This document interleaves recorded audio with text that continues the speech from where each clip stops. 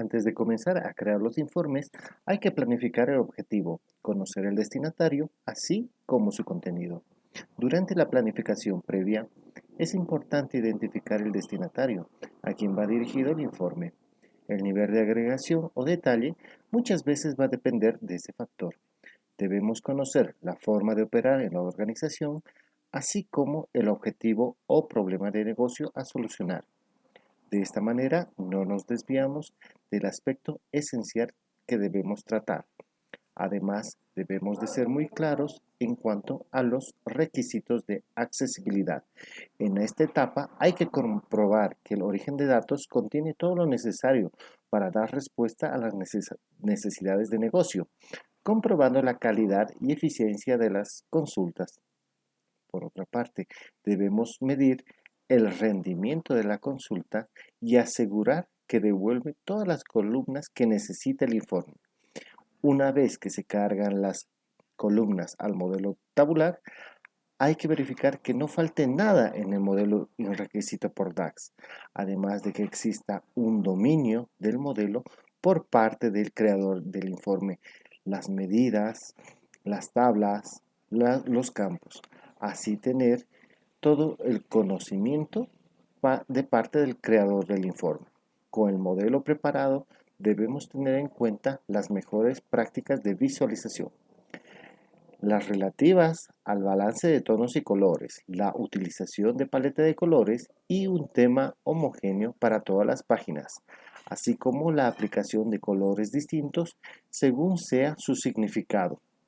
Para crear un buen informe, es importante minimizar elementos innecesarios, alinear y distribuir objetos en el informe, así como aplicar el tipo de gráfico adecuado al objetivo a lograr. En Power BI se pueden crear jerarquías de modelo en otras columnas que no sean de fecha. En la tabla productos, por ejemplo, podemos analizar los datos por categoría, subcategoría y productos. En la medida que vamos arrastrando las columnas al eje, aparecen los mismos tres botones que hemos visto antes. Estos botones realizan las mismas funcionalidades que vemos con fecha, pero esta no es una jerarquía de modelo. Hemos tenido que localizar y arrastrar las tres columnas. Resulta muy beneficioso crear jerarquías de modelo. Para ello vamos al panel Campos, nos paramos encima de la columna Categoría, que va a ser el primer nivel de la jerarquía, o seleccionamos los tres puntitos o hacemos clic derecho con el menú contextual. La opción que vamos a escoger es Nueva jerarquía. El motor crea una nueva jerarquía y además la incluye como primer nivel a categoría. Lo que vamos a hacer es cambiar el nombre de esa jerarquía. Llamémosle categoría, subcategoría, producto. Para agregar subcategoría, pinchamos en los tres puntitos, nos vamos a la opción agregar a la jerarquía y seleccionamos la jerarquía que acabamos de crear. Asimismo hacemos con la columna productos. De esta forma tenemos una jerarquía que tiene tres niveles. Las columnas que forman parte de una jerarquía se pueden ocultar del modelo. Así nos queda un modelo más limpio. Para ello hacemos clic en los tres puntos y damos en ocultar. Vamos a quitar las tres columnas del gráfico y vamos a pinchar una sola vez en la jerarquía con los tres niveles. Y podemos hacer las mismas actuaciones que hacíamos con la jerarquía de fecha. Al igual que con fecha, en este triangulito podemos controlar si queremos mostrar todos los campos o no, quitar un campo intermedio, se comporta como una jerarquía de modelo y podemos reaccionar más cómodamente en este informe de Power BI.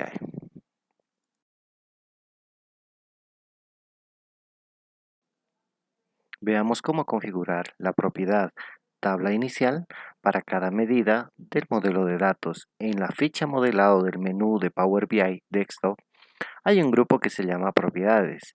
La propiedad tabla inicial permite definir la tabla que va a alojar a cada medida creada con funciones DAX. En el modelo tabular, las medidas pertenecen al modelo y pueden ser asignadas a cualquier tabla. Por eso, el uso de medidas en expresiones DAX no incluye el nombre de la tabla. La razón para que una medida esté asociada a una tabla o otra es puramente estética. Estamos viendo la medida por ciento de beneficio de la tabla clientes. Para cambiar su ubicación, por ejemplo, a la tabla ventas, vamos a la ficha modelado del menú propiedades, específicamente a la propiedad tabla inicial. Pinchamos sobre el botón que aparece a la derecha y seleccionamos la tabla ventas. La medida ahora se encuentra ubicada en la tabla ventas, tal y como quería el usuario final. Si en un futuro se desea volver a cambiar, se cambia y esto no va a afectar a ningún cálculo que se realice sobre esta medida ni a ninguna visualización que la utilice.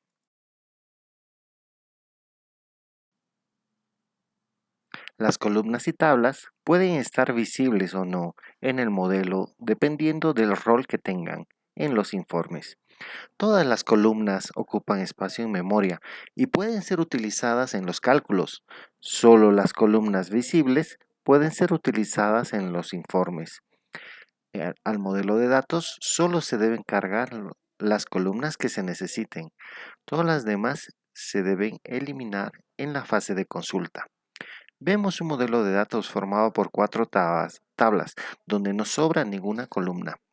Lo que está mal en este modelo es que todas las columnas están visibles en la vista de informes. Lo podemos ver acá. Tenemos todas las columnas de tabla clientes, todas las columnas de tabla de productos y no son necesarias. Para ocultar una columna, lo que hacemos es ir al modelo, clic sobre la columna que queremos ocultar y ocultar esta del informe. Revisemos, podemos ocultar aquellas que no tengan ninguna función en el informe. Las que generan una relación entre las tablas, por ejemplo, no son utilizadas en los informes, pero son necesarias para el modelo.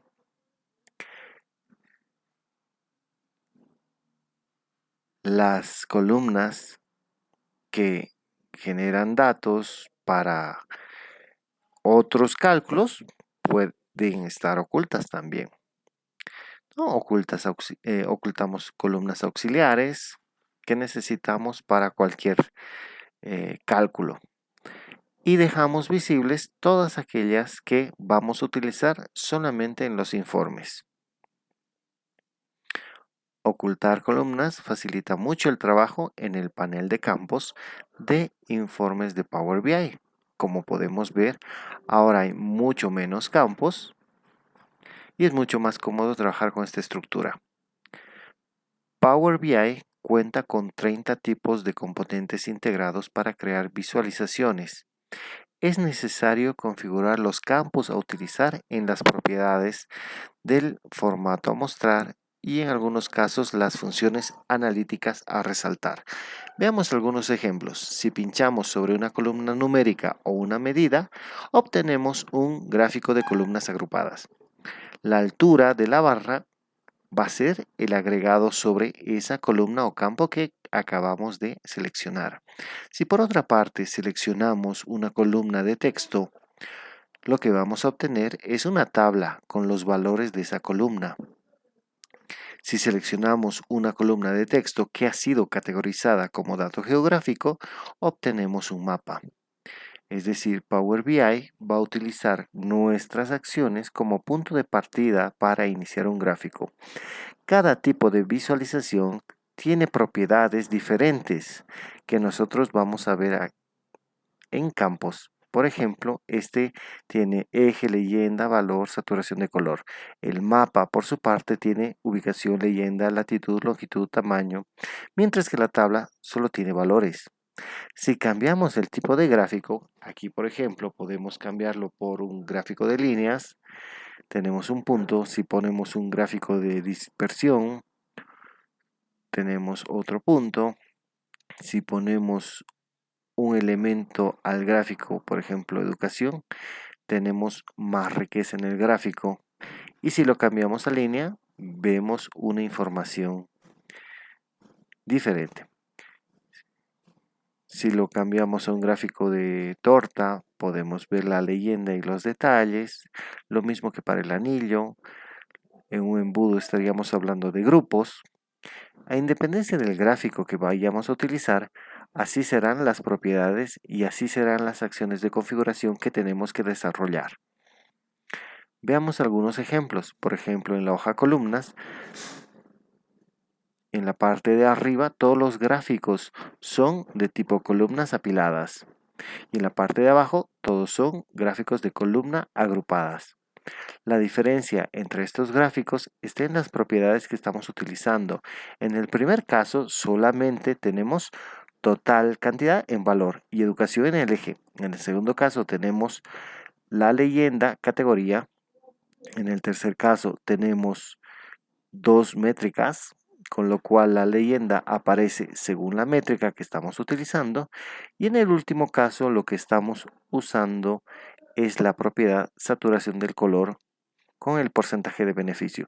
Esto significa que la altura de la barra se define por el campo que tenemos en la propiedad valor y la intensidad de color varía por la saturación de color correspondiente al porcentaje de beneficio. Funciona igual en los gráficos de columnas agrupadas. La diferencia es que los gráficos se muestran de una manera diferente. Esto va a pasar siempre que estemos trabajando con una leyenda de texto o creada por dos métricas. Todo el tiempo estamos usando la vista campos. Cambiamos a la página columnas 2. En este caso tenemos dos gráficos que son iguales. Pero sin embargo, si vamos a formato y configuramos el color, el tamaño, los ejes, toda la configuración necesaria, podemos activar o desactivar las etiquetas de datos. Por eso es que acá se muestran y hemos eliminado los títulos y encabezados, con lo cual este gráfico se diferencia de este por la configuración de las propiedades de formato.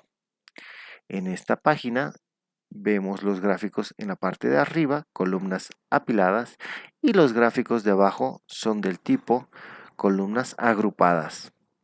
Esto parece que nos da igual seleccionar uno u otro. Pues no, si nos detenemos a ver las propiedades analíticas que tenemos, en este tenemos gráficos de barras apiladas, en esta solo tenemos la línea constante. Para ello abrimos acá, agregamos y definimos el valor. Podríamos poner el valor 5000 y tenemos una línea constante que marca 5000. Por otro lado, vemos el gráfico que corresponde a columnas agrupadas. Acá tenemos, además de línea constante, tenemos línea mínima, máxima, promedio, mediana y percentil. Es decir, a este gráfico nos ofrece muchísimas más posibilidades que el de columnas apiladas. En el gráfico de líneas tenemos la posibilidad de ver el dato día a día. De esta manera podemos distinguir cuando ha habido saltos. Si lo combinamos con un segmentador de tiempo, la información nos va a llegar mucho mejor, pues el gráfico de línea, cuando nosotros estamos hablando de una línea de tiempo, también nos va a permitir obtener en la ficha Analytics otros valores, que son línea de tendencia y previsión. Es decir, según sea la visualización y según sean los datos que estamos tratando, así serán las posibilidades que tengamos de mostrar en el informe. Por su parte, si vemos en la hoja tablas y matriz, tenemos una tabla, podemos cambiar la cuadrícula y vamos a cambiar el tamaño del texto para que los datos se vean de mejor manera. Lo mismo podemos hacer con una matriz. Nos vamos a formato y buscamos la opción de tamaño de texto y así lo ajustamos. En el caso de la columna de la tabla, todos los campos que seleccionemos van a ir a valores. En la matriz podemos seleccionar campos para filas y campos para columnas. Con estos ejemplos he querido mostrar que tenemos que trabajar constantemente con la vista campos, la vista formato y la vista analytics de cada uno de los visualizadores en Power BI. Hay algunos visualizadores que no tienen asociado ningún analytics y hay otras como el gráfico de líneas que tiene todo tipo de posibilidades en esta opción.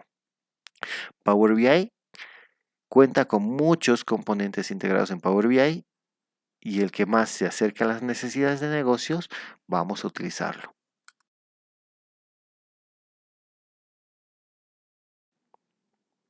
Power BI ofrece varios tipos de visualizaciones y es muy importante saber elegir el tipo de gráfico adecuado. Entre las visualizaciones en Power BI tenemos las visualizaciones integradas, que son 30 componentes, entre los que están gráficos de varios tipos, tablas, matrices, filtros, segmentadores, etc. Además, existen los Power BI Custom Visuals, que son componentes no integrados creados por la comunidad de usuarios en Power BI o por Microsoft y que están publicados en el Marketplace de Microsoft. La elección del tipo de gráfico adecuado, en cada caso, va a estar en función de la percepción visual a lograr, el tipo de relación a mostrar entre los datos, el destinatario, la cantidad y tipo de datos a mostrar, así como la relación que existe entre los datos.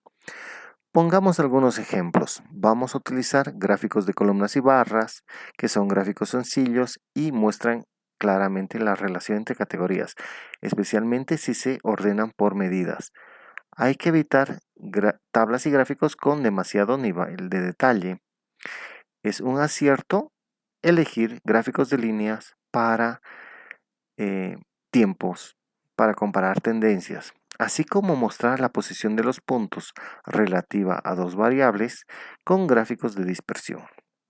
Para cuadros de mando, cuando ya estemos utilizando la nube de Power BI, es mejor utilizar gráficos que muestren elementos únicos, particularmente tarjetas, ya que la información se recibe de forma muy precisa y clara. Además, estos componentes permiten el trabajo con alertas con el servidor de Power BI. Todos estos aspectos hay que tomar en cuenta en la elección y configuración de cada tipo de gráfico de Power BI. En una página de informes de Power BI, de forma nativa, existe interactividad entre las visualizaciones. En esta hoja tenemos elementos de distintos tipos. Tenemos un par de tarjetas. Las tarjetas no realizan ninguna influencia sobre otros objetos. Su función es mostrar un único valor. Para el resto de objetos, según sea su caso, pueden provocar a veces acciones de filtrado o de resaltado. Los gráficos de barras y columnas provocan resaltado en el resto de los gráficos y provocan filtrado sobre tablas, sobre matrices, mapas y tarjetas. Lo mismo ocurre con gráficos de tortas, gráficos de anillo, gráficos tree map, provocan resaltado sobre los otros gráficos y filtrado sobre tablas y matrices o mapas y tarjetas. Por su parte, los mapas, las tablas y las matrices lo que provocan es filtrado entre ellos, es decir, un mapa filtra una matriz, filtra una tabla o una tarjeta y a su vez una tabla o una matriz sirven para filtrar un mapa, una tabla, una matriz, una tarjeta. Al resto de gráficos, estas visualizaciones lo que hacen es crearle un resaltado. La interactividad entre estos objetos se puede personalizar desde la pestaña Herramientas de objetos visuales. Si vamos a formato, tenemos el botón Editar interacciones. Si nos ubicamos en una tarjeta, vemos que no ocurre nada. La tarjeta no interactúa y no muestra nada. Si vamos pinchando en cada uno de los objetos, Power BI ofrece información visual sobre el comportamiento interactivo que ésta tiene. ¿Qué pasa con el gráfico? Si pinchamos sobre un gráfico de barras, de columnas de tarta, lo que provoca es una acción de filtrado, ¿no? De resaltado. Podemos tener un filtro, podemos tener un resaltado o bien ninguna acción. Lo que quiere decir que este gráfico de barras lo que hace es resaltar al resto de gráficos y filtrar tabla, matriz, mapa, tarjetas. Si por su parte seleccionamos una tabla, esta resalta los gráficos y filtrado en todos los demás. Si seleccionamos un segmentador, este provoca filtrado sobre todos los demás. Los segmentadores nunca provocan resaltado. Estas acciones se pueden modificar. Podemos definir que si se genera un filtro en este gráfico de barras, queremos que filtre en columnas, que resalte la torta y que no haga nada sobre trimap. Entonces vamos a ir filtrando la información de este gráfico y fíjense cómo va actuando en filtro en el gráfico de columna, resalta el gráfico de torta y no interactúa con trimap. No es recomendable alterar estas acciones, pero se podría personalizar si es que se necesita alguna modificación sobre estas, ¿no? Ya que el destinatario final del informe no sabría que esto o falla o está actuando diferente, ¿no? A lo que quizás está acostumbrado.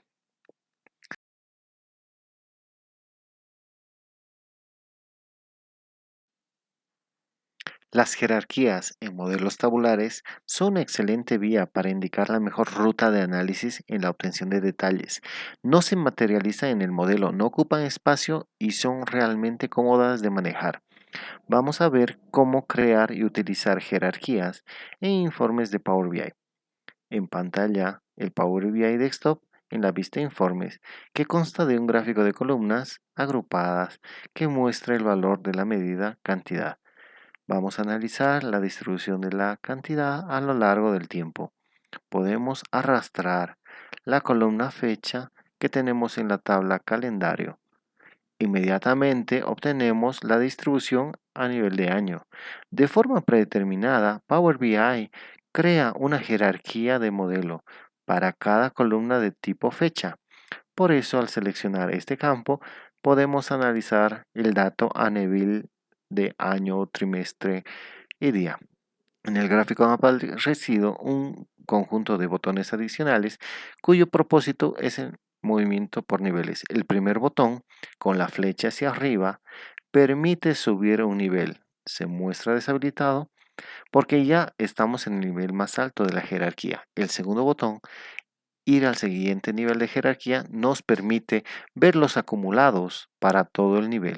Por ejemplo, el nivel de trimestre, vemos el análisis acumulado de cada trimestre a lo largo de todo el tiempo. Esto es muy bueno para hacer análisis estacional.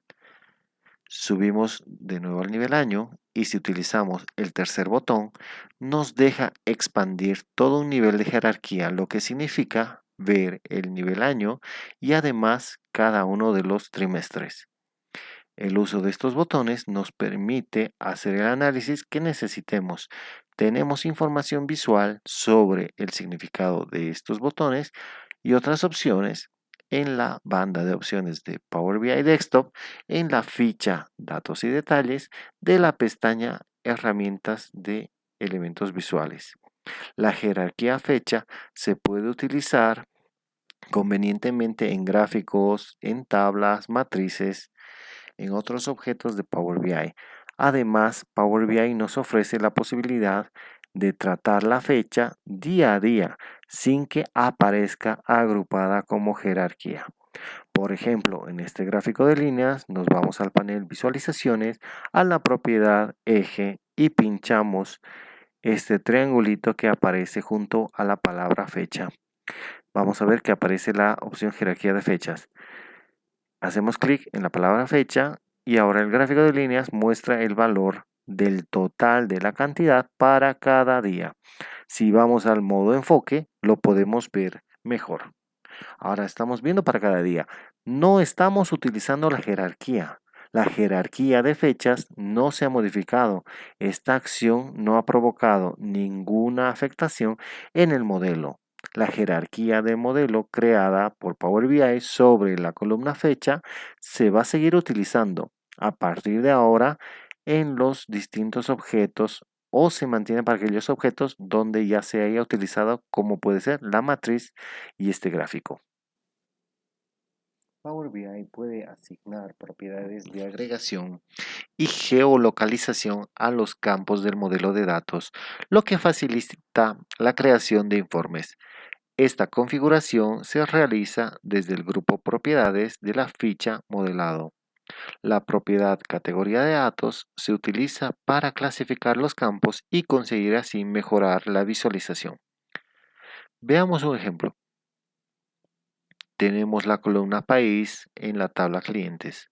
Cuando seleccionamos la columna nos muestra una tabla porque es una columna de tipo texto.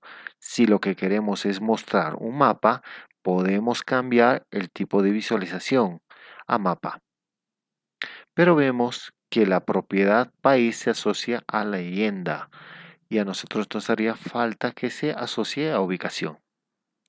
Aunque cambiarlo ha sido muy sencillo, basta arrastrar el campo, lo que es cierto que podríamos hacer esto cada vez que queramos utilizar un mapa. Incluso si lo primero que escogiéramos fuera el mapa y luego la columna país, ocurre exactamente lo mismo, se va a leyenda en lugar de ir a ubicación. La solución de este problema llega de la mano de la propiedad categoría de datos que se encuentra en este grupo propiedades. Hay que pararse encima del campo país, no importa si está tiqueado o no, basta que esté seleccionado, que esté marcado y de esta manera se activan las propiedades. Pinchamos sobre la propiedad categoría de datos y dentro de las propiedades de tipo geográfico seleccionamos país o región correspondiente a el campo. Agrego indicador al campo que nos da facilidad de distinguir que este ha sido categorizado de tipo geográfico. Vamos a repetir la acción para otro campo, ciudad. Vamos a propiedades y cambiamos esto a ciudad. Y nos aparece el indicador. Eliminamos estos gráficos y ahora cada vez que utilicemos el campo país, Power BI lo va a reconocer como un campo de tipo geográfico y le va a asignar como visualización predeterminada el mapa. El campo país va a parar directamente a la propiedad ubicación. Veamos cómo asignar la función de agregación a los campos numéricos. La función predeterminada de agregación es la suma. En ocasiones nos interesa cambiar esta función. Veamos el campo precio de la tabla ventas. Si traemos el campo precio a un gráfico, vemos que aplica la suma. Vamos a segmentar el análisis por la columna educación de la tabla clientes. En estos momentos, cada columna está mostrando la suma de los precios. Dejamos este gráfico como está, lo copiamos y pegamos duplicándolo. Si queremos cambiar la función de agregación en una visualización en particular, lo que hacemos es pinchar la visualización y en el panel de visualizaciones, en la parte de propiedades, vamos a valor, donde tenemos el precio, activamos el menú contextual de este y cambiamos la función de agregación predeterminada, por ejemplo, promedio.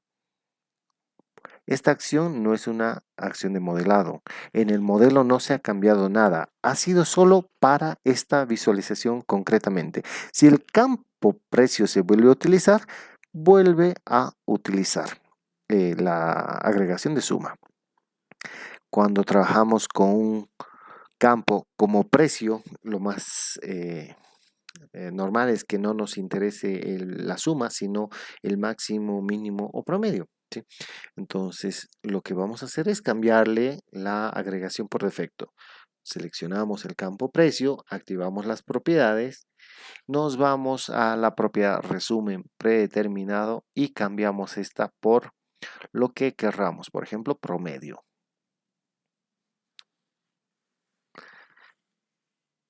Antes de cambiar esto, veamos un detalle. En el primer gráfico, que nosotros hemos utilizado la suma, solamente aparece precio. Si dejamos el puntero encima de este, nos aparece suma precio. Pero en el segundo gráfico nos dice que sí es el promedio de precio explícitamente, porque estamos utilizando una función distinta. Ahora, si cambiamos la propiedad predeterminada a promedio y la próxima vez que utilicemos precio en un gráfico, lo seleccionamos por utilizarlo en un tercer gráfico, le vamos a agregar la educación, lo que nos muestra es el promedio y en la propiedad valor aparece precio. Pero si seleccionamos un momento, si dejamos el puntero encima, nos aparece promedio de ventas. No aparece promedio porque esta es la función predeterminada de agregación. Como consecuencia, el primer gráfico donde aparecía solo precio y ahora dice suma y en el que estaba promedio dice solamente precio. De esta forma hemos cambiado la función de agregación. Hay otras ocasiones en las cuales necesitamos o no necesitamos agregar, sino que necesitamos eliminar la agregación. Por ejemplo, en el campo hijos de la tabla clientes, si nosotros seleccionamos este campo, lo que hace es sumar la cantidad de hijos. Aunque el campo es numérico, nosotros no necesitamos agregar sus valores. El campo no debe servir como origen del valor, sino para la leyenda o eje. Es un campo que es numérico, pero debemos utilizarlo como segmentador del análisis, como una etiqueta. A este tipo de campos hay que cambiarles el valor de la propiedad de agregación. En este caso sería no resumir. A partir de ahora, este campo se utiliza como un campo de segmentación y este análisis que habíamos hecho previamente con este gráfico tiene que indicar especialmente que está sumando, porque ya no es lo predeterminado. Cuando nosotros utilicemos hijos en un futuro, este se va a un eje o una leyenda. Y ahora el valor de hijos nos sirve como etiquetas de datos, como un segmentador. De esta forma, desde la ficha modelado de Power BI, nosotros podemos realizar una serie de cambios que nos permitan asignar valores a propiedades de los campos que se van a utilizar en los informes de Power BI.